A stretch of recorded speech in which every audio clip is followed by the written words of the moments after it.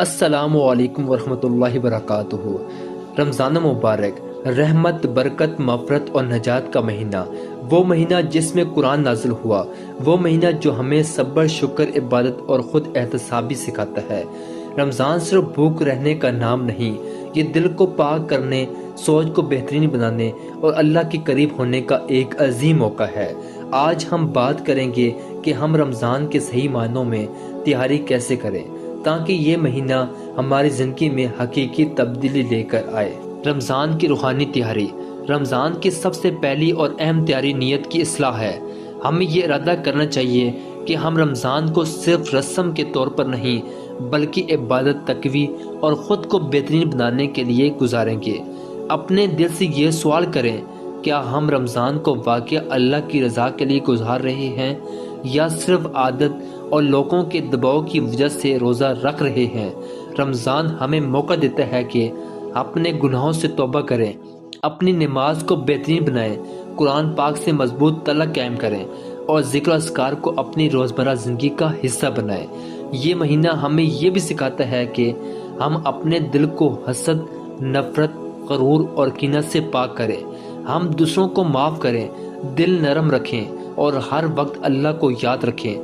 اصل کامیابی یہ ہے کہ رمضان کے بعد بھی ہم بہترین انسان بنے رہیں۔ اخلاقی اور عملی تیاری۔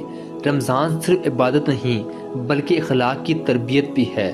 یہ مہینہ ہمیں سکھاتا ہے کہ ہم غصہ کم کریں، جھوٹ سے بچیں، بدگمانی چھوڑیں اور دوسروں کے ساتھ حسن سلوک کریں۔ رمضان میں ہمیں کوشش کرنی چاہیے کہ ہم اپنے والدین کی خدمت کریں، اپنے بہن بھائیوں اور رشتہ داروں سے اچھا سلوک کریں اور کسی کو تکلیف نہ دیں۔ یہ مہینہ ہمیں سخاوت اور ہمدردی کا درس دیتا ہے۔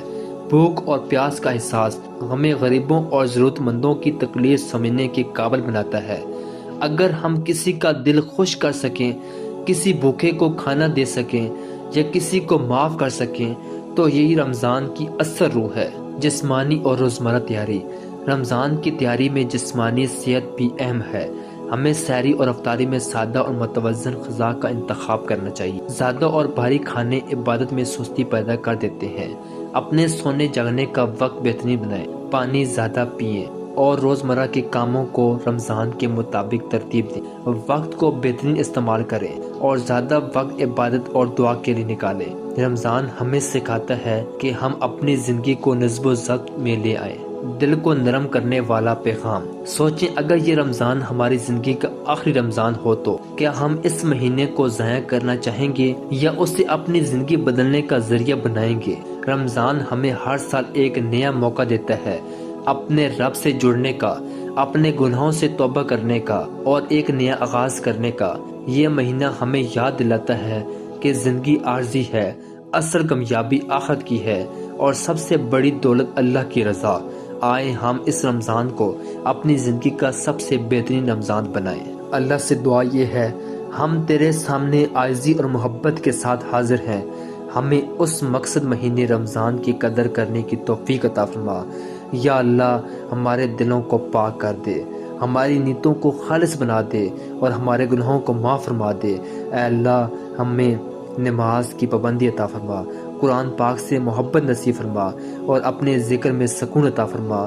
یا اللہ، ہمارے دلوں سے حسد، نفرت، غرور اور کینہ نکال دے، ہمیں صبر کرنے والا، شکر گزار اور معاف کرنے والا بنا۔ ہمارے والدین کو صحت اور لمبی عمر عطا فرما، ہمارے گھر والوں کو خوشیوں اور برکت سے نواز اور پوری امت مسلم پر اپنی رحمت نازل فرما۔ یا اللہ، جو بیمار ہیں انہیں شفا دے، جو پریشان ہیں انہیں سکون دے، جو مقروض ہیں انہیں آسانی عطا فرما اور جو لوگ گناہوں میں مبتلا ہیں انہیں ہدایت عطا فرما۔